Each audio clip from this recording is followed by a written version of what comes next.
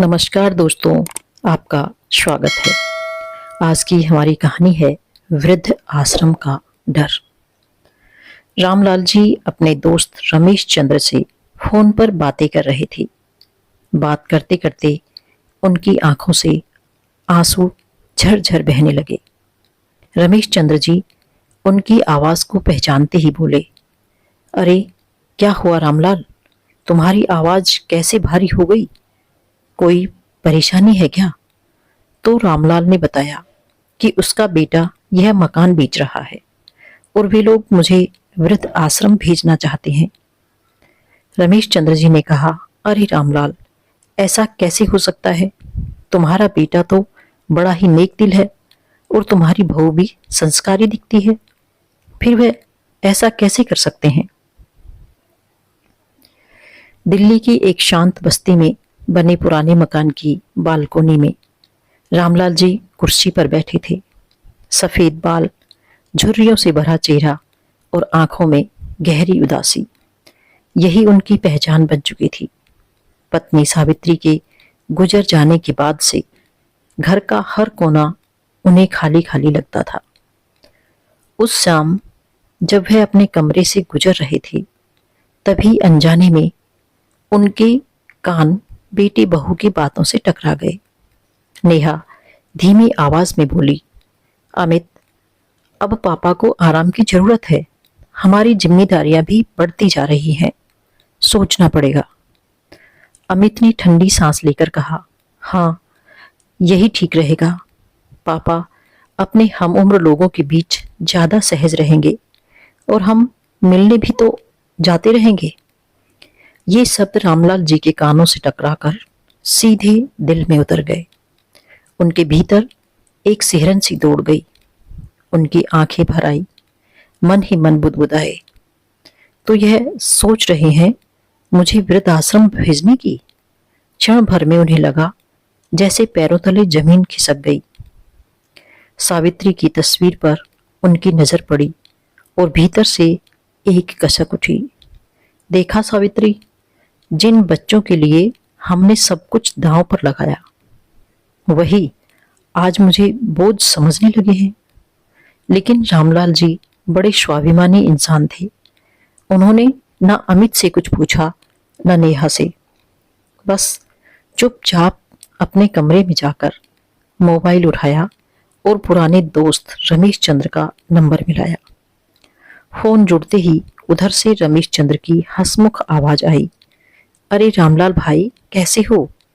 कई दिन से आवाज नहीं सुनी। पर आज उनकी आवाज में हंसी नहीं, भारीपन था। रमेश गला भर आया, मेरे साथ शायद बहुत बड़ा अन्याय होने वाला है। रमेश चौंक गए, क्या कह रहे हो यार?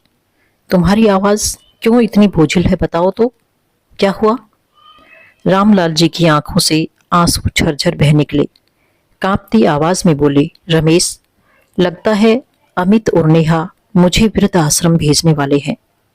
कल ही उनकी बातें सुनी। उन्होंने कहा, पापा अपने हम उम्र लोगों में आराम से रहेंगे। ये सब सुनकर मैं तो जैसे अंदर से टूट गया।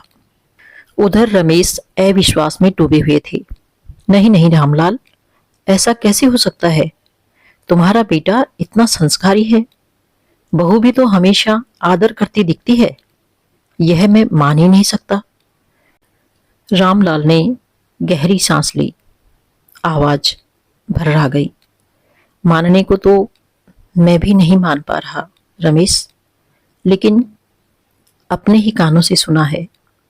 जिस घर को खून पसीने से खड़ा किया, जिस परिवार को सींचा, वही आज मुझसे दूरी बनाने की सोच रहा है। क्या सचमुच मैं बोझ बन गया हूं? फोन के उस पार रमेश चुप हो गए और इधर रामलाल जी के कमरे में सिर्फ उनकी सिसकियां गूंज रही थी। फोन रख देने के बाद रामलाल जी देर तक कुर्सी पर बैठे रहे। आंखों से बहते आंसू कभी रुकते, कभी फिर उमड़ पड़ते। मन में उठी पीड़ा उन्हें अतीत की गलियों में ली गई। वो दिन जब जीवन संघर्षों से भरा था। रामलाल जी एक प्राइमरी स्कूल में अध्यापक थे, लेकिन घर आंगन हंसी और सपनों से भरा रहता था। उन्हें याद आया गांव का वो 4 बीघा खेत, हरी हरी फसलें, मिट्टी की खुशबू और सावित्री की मुस्कान। रामलाल, बच्चों की पढ़ाई पर जरा ज्यादा ध्यान देना होगा, शहर भेजना ही पड़ेगा, सावित्री अक्सर कहा करती थी। रामलाल जी मुस्कुराते हुए जवाब देते, हाँ सावित्री, अब यही सही है। अगर बच्चों को बड़ा बनाना है तो हमें अपनी जमीन भी कुर्बान करनी पड़ी तो कर देंगे। और सचमुच उन्होंने कर भी दिया। 4 बीघा जमीन बेच दी और दिल्ली के एक साधारण से मोहल्ले में 3 बेडरूम का मकान ले लिया। बाकी रकम बच्चों की पढ़ाई में लगा दी। उनकी बेटी आशा पढ़ाई में हमेशा अव्वल रहती थी। आंखों में सपनों की चमक। दिल्ली यूनिवर्सिटी से ग्रेजुएशन किया और पढ़ाई पूरी होते ही उसकी शादी कर दी गई। विदाई के दिन सावित्री की आंखें भीग गई थी, पर चेहरे पर गर्व की रेखाएं थी। आज आशा विदेश में अपने पति के साथ सुखी है, लेकिन यह दूरी रामलाल जी के लिए हमेशा कसक का कारण बनी। फिर बेटा अमित, शांत स्वभाव का, पढ़ाई में मेहनती, रामलाल जी ने उसके लिए कई बार अपनी जरूरतें दबा दी।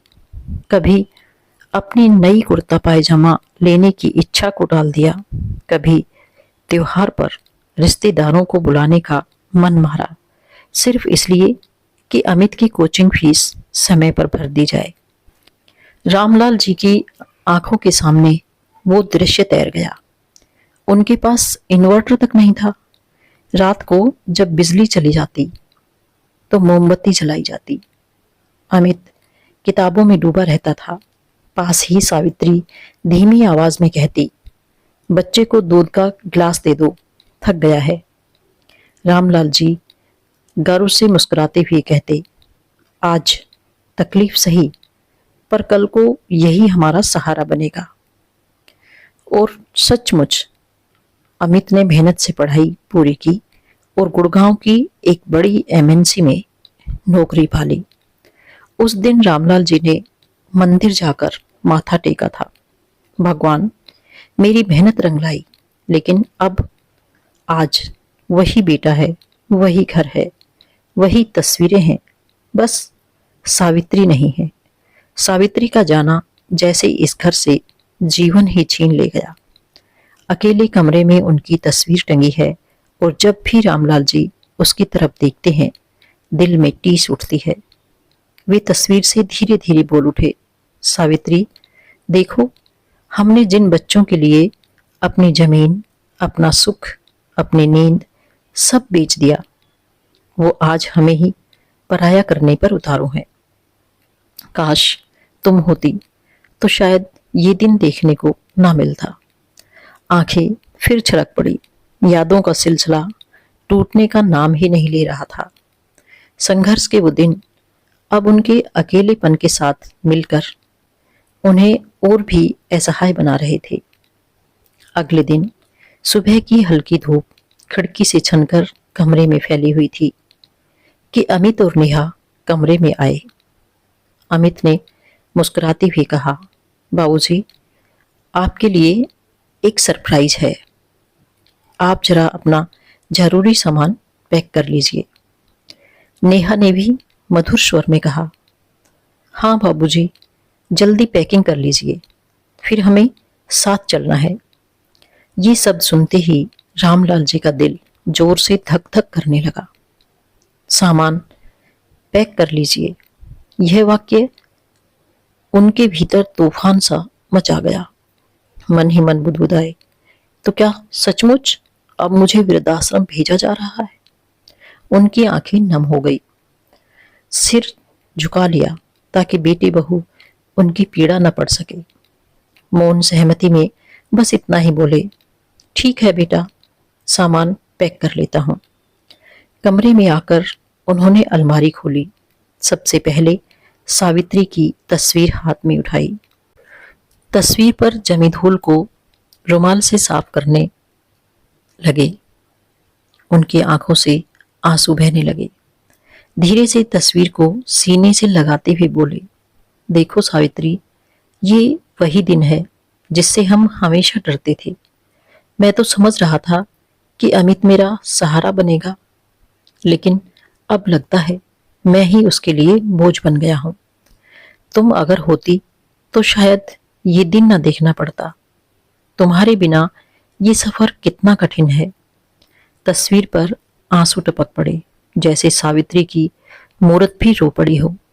रामलाल जी ने भारी मन से धीरे धीरे सामान पैक करना शुरू किया। एक एक कपड़ा उठाते और यादों में खो जाते।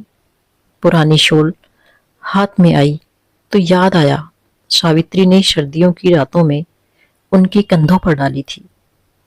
पुरानी चश्मे की डिब्बी देखते ही आंखों के सामने वो दिन घूम गया जब अमित ने पहली बार पहली तनख्वाह से उन्हें ये चश्मा दिलाया था। हर चीज जैसे उनकी जिंदगी का कोई अधूरा पन्ना थी। सामान बैग में भरते भरते उनका दिल बार बार भारी हो जाता। कमरे की दीवारों, दरवाजे और छत को देखते हुए उन्हें लग रहा था मानो सब उनसे कह रहे हों, इतनी जल्दी क्यों जा रहे हो, हमें यूं अकेला मत छोड़ो। शाम तक उनका बैग तैयार हो चुका था, लेकिन दिल वो अब भी खाली था। रात भर करवटें बदलते रहे, हर आहट पर चौंकते, हर सांस पर सावित्री की याद और गहरी होती जाती। उनके मन में एक ही सवाल बार बार गूंज रहा था, क्या सचमुच कल की सुबह मुझे मेरे अपने ही पराया कर देंगे। सुबह का वक्त था। घर के आंगन में हल्की हल्की धूप फैली हुई थी। रामलाल जी हाथ में अपना छोटा सा बैग थामे बाहर निकले। अमित ने गाड़ी का दरवाजा खोला और कहा, आइए बाबूजी, बैठ जाइए, आज आपको कहीं खास ले जाना है। नेहा मुस्कुरा रही थी, पर रामलाल जी को उस मुस्कान में भी कोई रहस्य छुपा हुआ नजर आ रहा था। उन्होंने धीरे धीरे कदम बढ़ाए और गाड़ी की पिछली सीट पर बैठ गए। गाड़ी चल पड़ी। इंजन की घरघराहट के बीच रामलाल जी का दिल और भी जोर जोर से धड़कने लगा। रास्ते में न अमित ने कुछ बताया, न नेहा ने। दोनों हंसते हंसते बोलते रहे, लेकिन बाबूजी का मन हर पल किसी अनहोनी के डर से कांप रहा था। खिड़की के शीशे से बाहर झांकते रामलाल जी को सड़क के हर मोड़ पर यादें घेर लेती। वो दुकान जहां से कभी अमित के लिए पहली साइकिल खरीदी थी, वो मंदिर जहां सावित्री के साथ मिलकर बेटी आशा की पढ़ाई के लिए मन्नतें मांगी थी, वो पार्क जहां छोटे छोटे कदमों से अमित उनके साथ भागा भागा फिरता था। अब सब कुछ पीछे छूटता जा रहा था। हर मोड़ पर लगता मानो जीवन की एक पूरी परत उनसे अलग हो रही है। दिल के भीतर आवाज गूंजी, यहीं तक का साथ था शायद, अब आगे का रास्ता अनजान है। कहीं ये गाड़ी मुझे वृद्धाश्रम की ओर तो नहीं ले जा रही। रामलाल जी ने धीरे से सावित्री की तस्वीर जो जेब में रखी थी बाहर निकाली और होठों से लगा ली। फुसफुसाए, सावित्री, देख रही हो ना, तुम्हारे रामलाल को आज अपनों के बीच भी कितना अकेला होना पड़ रहा है। आंखें भीग गई।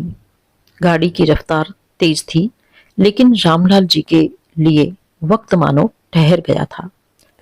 हर मोड़, हर इमारत, हर पेड़ उन्हें यही एहसास कराता, सब कुछ पीछे छूट रहा है और मैं कहीं हमेशा हमेशा के लिए जा रहा हूं। लंबे सफर के बाद गाड़ी धीरे धीरे एक विशाल हरे भरे परिसर में आकर रुकी। आसपास ऊंचे ऊंचे पेड़, साफ सुथरे रास्ते, पार्क में टहलते बुजुर्ग, कहीं योग करते, कहीं हंसी ठिठोली करते लोग। गेट पर लिखा था, Suryakant senior citizen society. Ramlal ji ने आश्चर्य से चारों ओर देखा और कांपती आवाज में बोले, बेटा, यह कौन सी जगह है? तुम मुझे यहाँ क्यों ले आए? अमित मुस्कुराया और गाड़ी से उतरते हुए बोला, पापा, यही है वो सरप्राइज जो मैं और नेहा कई महीनों से आपके लिए तैयार कर रहे थे। नेहा ने गाड़ी का दरवाजा खोलकर उन्हें उतारने में मदद की और धीरे से कहा, बाबूजी, यह जगह आपकी नई दुनिया है। रामलाल जी के चेहरे पर उलझन साफ झलक रही थी। दिल अभी भी धड़क रहा था, कहीं ये सब दिखावा तो नहीं। तभी अमित ने उनका हाथ पकड़ते हुए कहा, पापा, हमने आपके लिए यहाँ एक 2 बेडरूम का फ्लैट खरीदा है। यह सोसाइटी खास तौर से बुजुर्गों के लिए बनाई गई है। यहाँ डॉक्टर हर समय उपलब्ध रहते हैं, योग और ध्यान के कार्यक्रम होते हैं, लाइब्रेरी है, म्यूजिक क्लास है और हाँ, आपके टहलने के लिए सुंदर पार्क भी है। यहाँ आपके हम उम्र दोस्त मिलेंगे, बातचीत होगी, जीवन फिर से खिल उठेगा। रामलाल जी अवाक रह गए। उनकी आंखों से आंसू बह निकले, पर इस बार डर या पीड़ा के नहीं, कृतज्ञता और आश्चर्य के आंसू थे। अमित ने आगे बढ़कर कहा, पापा, आपने हमें सब कुछ दिया, अपने सपनों को कुर्बान किया ताकि हमारे सपने पूरे हो सके। आज जब आप इस उम्र में हैं, तो हम चाहते हैं कि आपका जीवन भी खुशियों और सुविधाओं से भरा हो। और हाँ, एक और सरप्राइज है। इसी सोसाइटी के पास हमने अपने लिए भी एक फ्लैट ले लिया है, ताकि आप कभी अकेले महसूस ना करें। जब चाहें हम आपके पास होंगे और हर हफ्ते तो हम आपके साथ ही वक्त बिताएंगे। नेहा आगे बढ़कर उनके चरणों में झुक गई।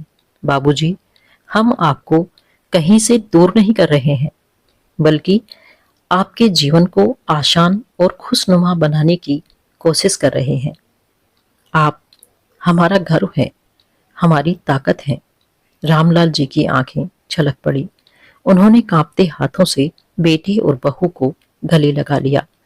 कपकपाते होठों से केवल इतना ही कह पाए, मुझे लगा था तुम मुझे छोड़ दोगे, लेकिन तुमने तो मेरा बुढ़ापा भी रोशन कर दिया। भगवान तुम्हें सुखी रखे, बहुत सुखी रखे। उस पल आसमान जैसे गवाही दे रहा था, सच्चा प्रेम वही है जो माँ बाप को सम्मान और गरिमा के साथ जीने का अवसर दे। रामलाल जी की आंखों में आंसू भर आए, लेकिन यह आंसू वैसा दर्द नहीं दे रहे थे जैसा कल रात का दर्द था। इनमें अपनापन था, सुकून था और सबसे बढ़कर कृतज्ञता थी। और भर्राई आवाज में बोले, मुझे लगा था बेटा तुम मुझे छोड़ दोगे। सोचा था अब जीवन का आखिरी सफर मुझे अकेले ही तय करना होगा, लेकिन तुमने तो मेरी जिंदगी संवार दी, मुझे नया आसमान दे दिया। अमित की आंखें भी भर आई। वह झुककर बोला, पापा, अगर आज हम कुछ हैं तो आपकी वजह से हैं। आपने अपनी जमीन, अपना सुख बेच दिया सिर्फ हमें बनाने के लिए। अब हमारी बारी है कि आपका बुढ़ापा मुस्कुराहटों से भरा रहे। नेहा धीरे से रामलाल जी के चरणों में झुक गई, भीगी आंखें और कांपती आवाज में बोली, बाबूजी, आपके बिना तो हमारा घर ही अधूरा है। हम तो बस यही चाहते हैं कि आप हमेशा हमारे साथ रहें। आपकी हंसी से ही तो घर में रौनक आती है। रामलाल जी ने उसके सिर पर हाथ फेरते हुए कहा, बेटी, भगवान तुम्हें सदा सुखी रखे। आज मुझे लग रहा है कि सावित्री अगर होती तो ये दृश्य देखकर उसकी आंखों में वही चमक होती जो आज मेरी आंखों में है। उस पल मानो आसमान झुककर गवाही दे रहा था, धरती भी सुन रही थी। एक पिता की तृप्ति, एक बेटी की निष्ठा और एक बहू की श्रद्धा। यह दृश्य एक सच्चाई बन गया कि अगर प्रेम और सम्मान हो तो बुजुर्गों का जीवन भी किसी उत्सव से कम नहीं होता। रामलाल जी ने दोनों हाथ उठाकर आशीर्वाद दिया। तुम दोनों मेरे लिए भगवान का रूप हो। अब मेरी आंखों में कोई डर नहीं, सिर्फ संतोष है। उनकी आंखों से बहते आंसू अब किसी पीड़ा के नहीं, बल्कि उस सुख के थे जो शायद जीवन के सबसे बड़े आशीर्वाद के रूप में उन्हें मिला था। जीवन की इस कथा का मूल यही है कि माँ बाप को सम्मान देना केवल उन्हें अपने साथ रखने में नहीं, बल्कि उन्हें वह वातावरण देने में है जहां वे गरिमा, आत्मसम्मान, स्वास्थ्य और खुशियों के साथ जी सके। जब बच्चे कृतज्ञता और संवेदनशीलता से सोचते हैं तो बुजुर्गों का बुढ़ापा बोझ नहीं रहता, बल्कि वरदान बन जाता है। उनके अनुभव, उनके आशीर्वाद, उनके चेहरे की मुस्कान ही घर की असली दौलत होती है। रामलाल जी की आंखों से बहते आंसू यह गवाही दे रहे थे कि बुजुर्गों को सबसे बड़ी तसल्ली यही चाहिए कि उनके बच्चे उन्हें बोझ नहीं समझते, अपना गर्व समझते हैं। और जब यह भाव घर घर में होगा, तब हर पिता का बुढ़ापा, हर माँ का जीवन किसी बोझिल इंतजार से नहीं, बल्कि खुशियों के उत्सव से भरा होगा। तो दोस्तों, यह थी हमारी आज की कहानी। आपको कैसी लगी कमेंट करके जरूर बताएं। और यदि आप मेरे चैनल पर नए हैं तो इसे सब्सक्राइब करके बेल आइकॉन को जरूर दबाएं, ताकि आने वाली वीडियो का नोटिफिकेशन आप तक पहुंचता रहे। धन्यवाद।